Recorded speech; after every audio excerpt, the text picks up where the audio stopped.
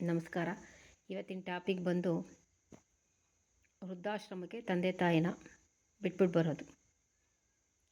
ಮಾತೃದೇವೋಭವ, ಪಿತೃದೇವೋಭವ, ಆಚಾರ್ಯ ದೇವೋಭವ ಅನ್ನೋ ಪದ, ಇಂದಿನ ಪದ ಎಲ್ಲ ಮರ್ತೋಗಿದೆ ನಮ್ಮ ಯುವ ಜನತೆಗೆ.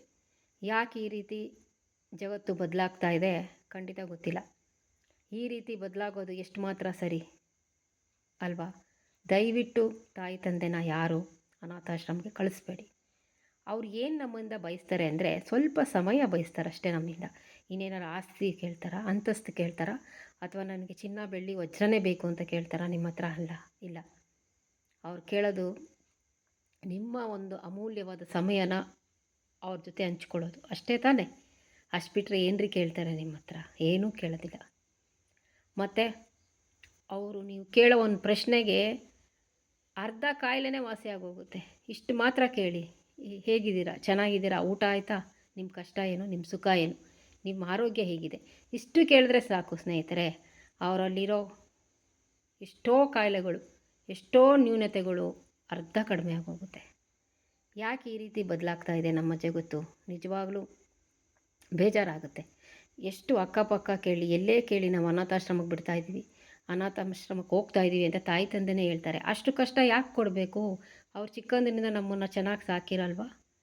ನಮ್ಮನ್ನು ಎತ್ತಿ ಬೆಳೆಸಿ ಇಷ್ಟು ದೊಡ್ಡವರನ್ನಾಗಿ ಮಾಡಿರ್ತಾರೆ. ಮತ್ತು ಅವರು ಬೆಡ್ ರಿಡನ್ ಆದರೂ ಸಾಕಬೇಕು ರೀ. ಅದು ನಮ್ಮ ಕರ್ತವ್ಯ, ನಮ್ಮ ಧರ್ಮ ಕೂಡ. ಯಾಕೆ ಅವ್ರು ನಮ್ಮನ್ನು ಕ್ಲೀನ್ ಮಾಡಿರಲ್ವ ಚಿಕ್ಕ ವಯಸ್ಸಲ್ಲಿ ಮಗುಲಿದ್ದಾಗ? ಹಾಗೇ ಅನ್ಕೋಬೇಕು. ದೊಡ್ಡವರಾದ್ಮೇಲೆ ಅವ್ರನ್ನ ಮಗು ರೀತಿ ಟ್ರೀಟ್ ಮಾಡಬೇಕಾಗುತ್ತೆ. ಯಾಕೆಂದರೆ ವಯಸ್ಸಾಗ್ತಾ ಮಕ್ಕಳನ್ನ ಹಂಬಲಿಸ್ತಾರೆ ಅವರು ಜಾಸ್ತಿ. ಇದನ್ನು ತಿಳ್ಕೊಳ್ಳಿ. ಯಾವತ್ತೂ ಅಷ್ಟೇ ತಾಯಿ ತಂದೆ ಹಂಬಲಿಸೋದು, ಮಕ್ಕಳು ನಮ್ಮ ಜೊತೆ ಇದ್ದಾರಾ, ನಮ್ಮ ಮಾತು ಕೇಳ್ತಾರಾ ಅನ್ನೋದನ್ನು ಹಂಬಲಿಸ್ತಾರೆ ಸ್ನೇಹಿತರೆ. ಒಳ್ಳೆ ರೀತಿಯಲ್ಲೇ ಹಂಬಲಿಸೋದು. ಅವರೇನು ಕೆಟ್ಟ ರೀತಿಯಲ್ಲಿ ಏನು ಅವಲಂಬಿಸಲ್ವಲ್ಲ ನಿಮ್ಮನ್ನು.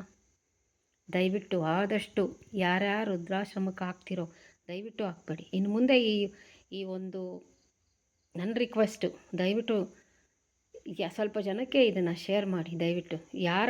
ಹಾಕ್ಬಾರ್ದು ಸ್ನೇಹಿತರೆ. ಯಾಕೆಂದರೆ ತಾಯಿ ತಂದೆ ತುಂಬ ಕಷ್ಟಪಟ್ಟು ಸಾಕಿರ್ತಾರೆ ಮಕ್ಕಳನ್ನ.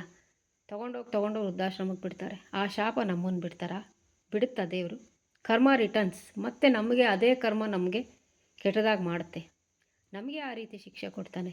ಜನ್ಮಕ್ಕೂ ಪಾಪ ಸಿಗುತ್ತೆ.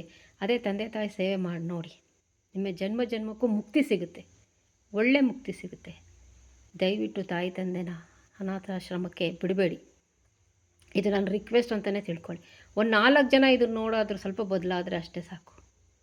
ಎಷ್ಟೋ ಜನ ತಾಯಿ ತಂದೆ ಕಣ್ಣೀರು ಹಾಕೋದನ್ನು ನಾನೇ ನೋಡಿದ್ದೀನಿ. ಕಣ್ಣಾರ ನೋಡಿರೋದಕ್ಕೆ ನನಗೆ ಭಾಳ ನೋವಾಗಿದೆ ಸ್ನೇಹಿತರೆ. ದಯವಿಟ್ಟು ನಿಮಗೆ ಯಾರಾದರೂ ಗೊತ್ತಿರೋರಿದ್ದರೆ ದಯವಿಟ್ಟು ಹಾಕ್ಬೇಡಿ ಅಂತ ನೀವು ಒಂದು ಸ್ವಲ್ಪ ಅವರಿಗೆ ಬುದ್ಧಿವಾದ ಹೇಳಿ. ಇದರಿಂದ ಒಂದು 4 ಜನ, 4 ಜನ ಆದರೂ ಒಳ್ಳೆಯದಾದರೆ ನನಗಷ್ಟೇ ಸಾಕು ಸ್ನೇಹಿತರೆ. ದಯವಿಟ್ಟು ಅನಾಥಾಶ್ರಮಕ್ಕೆ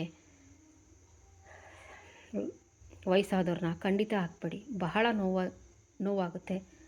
ನೋವಾದ ಸಂಗತಿ ಕೂಡ ಇದು. ಏನು ಹೇಳ್ತೀರಾ ಸ್ನೇಹಿತರೆ?